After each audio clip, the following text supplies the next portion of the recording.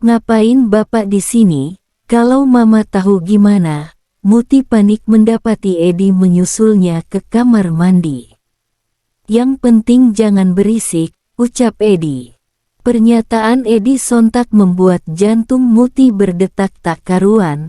Ia tidak mengira jika Bapak akan sedekat itu, padahal bisa saja mamanya akan tahu, karena mamanya yang berada di dapur tak jauh dari mereka berada. Muti berusaha menghalau sesuatu yang akan terjadi, tapi jemari bapak tirinya itu lebih dulu parkir.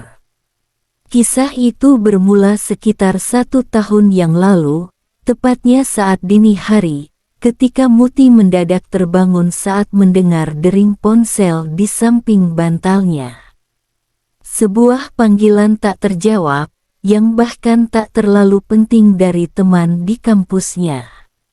Gadis itu sedikit jengkel karena harus terbangun di saat jam menunjukkan pukul 1 dini hari. Rasa kantuknya pun hilang, dan saat itu ia merasa begitu haus. Muti lantas bergegas ke dapur, siapa tahu, setelah meneguk segelas air, ia bisa mengantuk dan melanjutkan tidurnya kembali. Tapi baru saja keluar dari ruangannya, telinganya menangkap suara aneh yang ia kira mungkin dari ruangan bapak dan ibunya.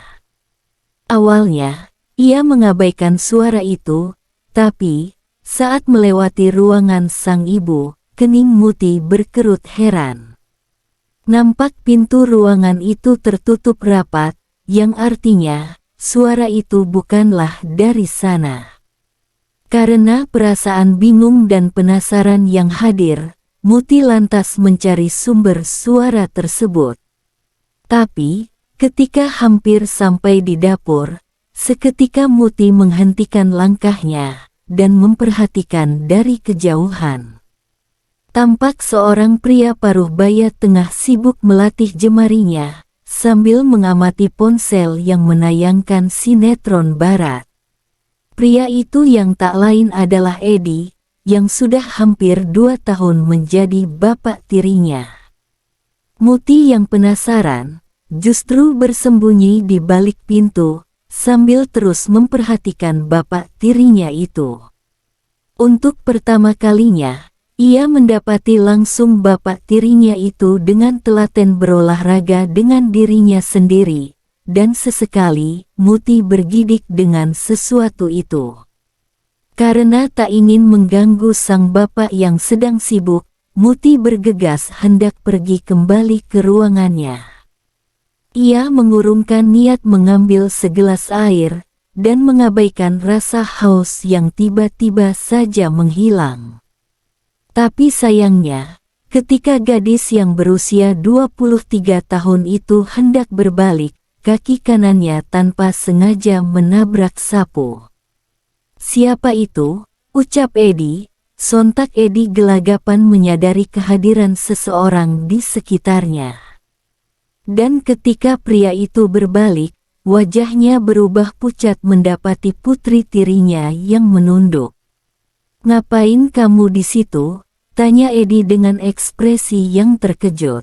"Tadi, aku belum selesai mengatakan alasannya, Muti buru-buru kembali ke ruangannya dengan pikiran yang campur aduk.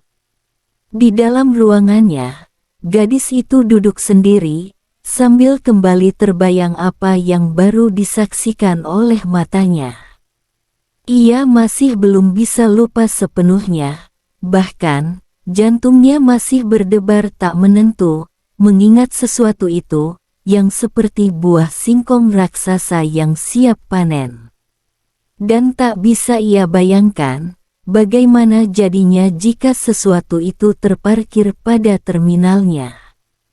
Malam itu, Muti kesulitan memejamkan mata, dan selalu terpikirkan hal yang tak pernah ia sangka sebelumnya, sampai pada pagi harinya. "Pagi Pak, Bu," sapa Muti setelah berpakaian rapi, sambil menyapa kedua orang tuanya.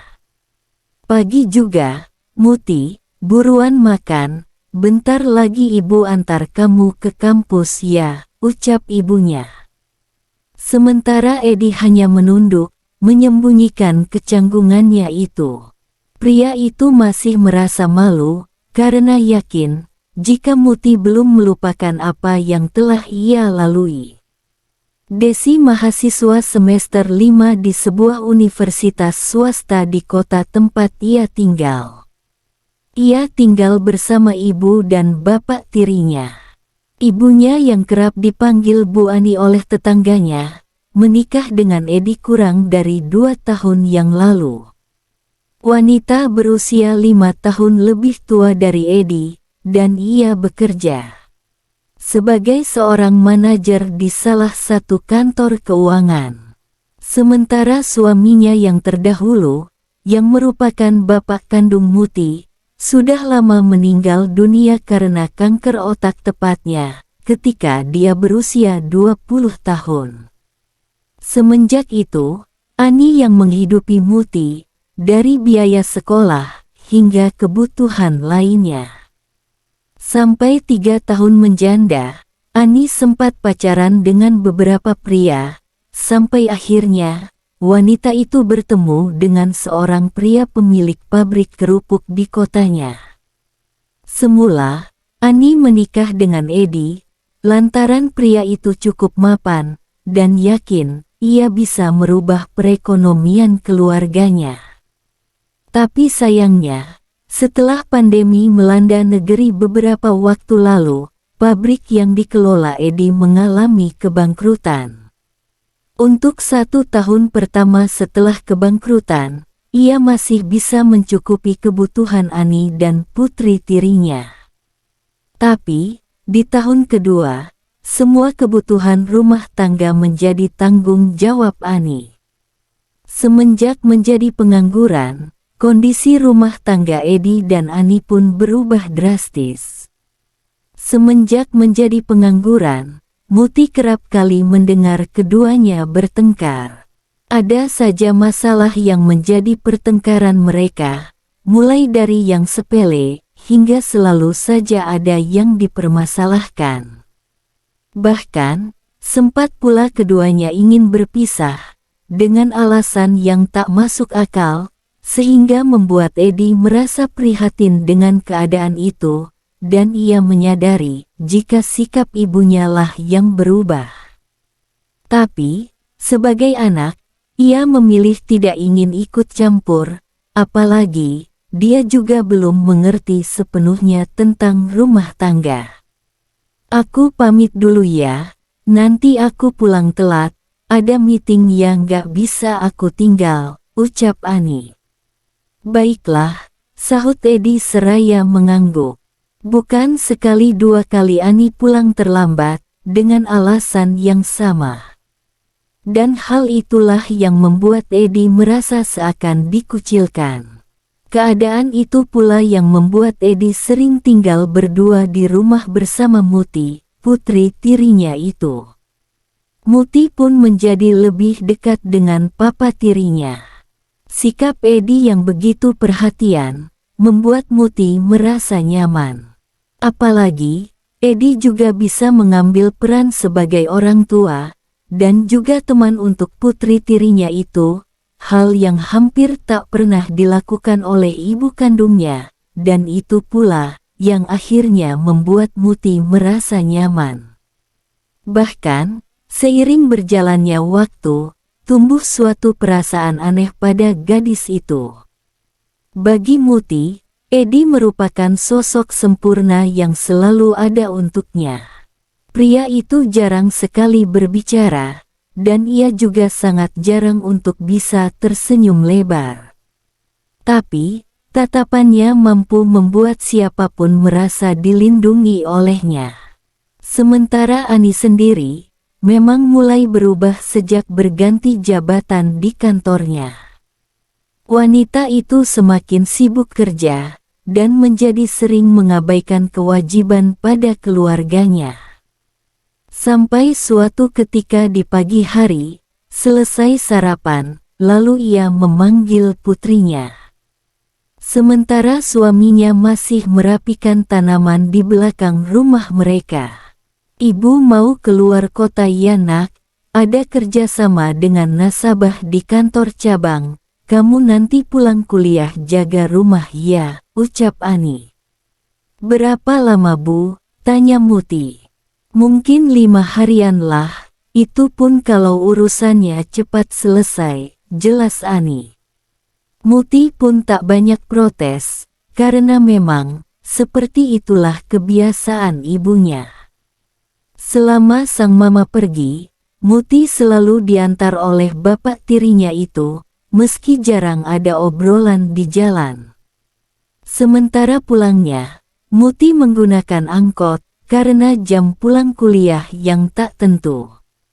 Begitu pula dengan urusan makan, biasanya Muti yang akan memasak di pagi dan sore hari. Sampai suatu pagi, tepatnya 2 hari setelah kepergian Ani, ada satu kejadian yang akhirnya merubah keadaan mereka di dalam rumah. Pagi itu, kebetulan Muti sedang libur kuliah.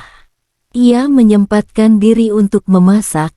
Muti yang sedang memotong sayur, tiba-tiba pisau mengenai jari telunjuknya. Darah pun menetes. Ia terkejut dan sedikit berteriak pelan, sembari menahan perih. Edi yang kebetulan sedang bersih-bersih di halaman belakang, akhirnya segera menemui Muti dengan hanya menggunakan sarung serta singlet, dan ia bergegas menemui Muti di dapur. "Kamu kenapa nak?" Suara berat dari belakang, membuat Muti menoleh. Edi yang melihat jari Muti yang berdarah, tanpa banyak tanya, segera membersihkan lukanya itu, menggunakan mulut. Sontak, Muti sangat kaget, tapi perhatian istimewa dari bapak tirinya justru membuatnya tersanjung. Kemudian, Edi mengambil kain bersih dan menggenggam tangan Muti dengan lembut. Keduanya begitu dekat, dengan nafas yang saling berhembus. "Makanya, kamu hati-hati," ujar Edi. Muti hanya mengangguk dan terpaku, bukan karena kata-kata bapak tirinya itu, tetapi ia terpaku dari cara bapak tirinya itu memperlakukannya, yang membuat ia merasa nyaman. Akhirnya, Edi meninggalkan Muti menuju ke belakang, sementara Muti melanjutkan memasak, meski jantungnya masih terus berdebar tak beraturan. Setelah selesai memasak, Muti meletakkan masakan itu di meja makan. Selama makan, mereka tak banyak bicara. Edi masih sungkan menyapa putri tirinya, begitupun dengan Muti, yang juga sama. Mereka sesekali saling melirik, saking gugupnya, Muti seakan tak fokus menikmati makanan tersebut, sampai-sampai ia pun tersedak. Buru-buru gadis itu mengambil gelas berisi air di depannya, tapi secara bersamaan pula, Edi juga mengambil gelas yang sama untuk putri tirinya. Sontak saja, tangan mereka saling bertemu di gelas yang sama. Maaf Mut, ucap Edi. "Iya, gak apa-apa Pak," sahut Muti. Wajah keduanya bertemu, antara malu dan salah tingkah. Setelah selesai makan, Edi kembali ke ruangannya, sementara Muti mencuci piring kotor, lalu menuju kamar mandi untuk membersihkan dirinya. Di sana, ia secara tak sengaja menemukan celana pengamanan Edi yang tergantung di balik pintu. Ia teringat, jika pagi tadi, bapaknya sempat kebersih-bersih, mungkin bapak lupa untuk membawanya. Dan tanpa sadar, ada suatu desiran dan gejolakan yang timbul. Ia pun mengambilnya, entah pikiran dari mana yang datang. Ia berusaha memeriksa barang tersebut. Dan ia baru sadar, rupanya ada bekas noda putih yang masih baru dan agak banyak. Pikiran Muti langsung terbang pada buah-buahan yang ia lihat beberapa malam yang lalu. Ia memperhatikannya dengan seksama, dan secara otomatis, ia mulai terbayangkan hal yang tak masuk akal. Bukan hanya pikirannya yang menerawang jauh, tapi jarinya juga mengikuti pikirannya, yang mencoba untuk berlatih olahraga sendiri.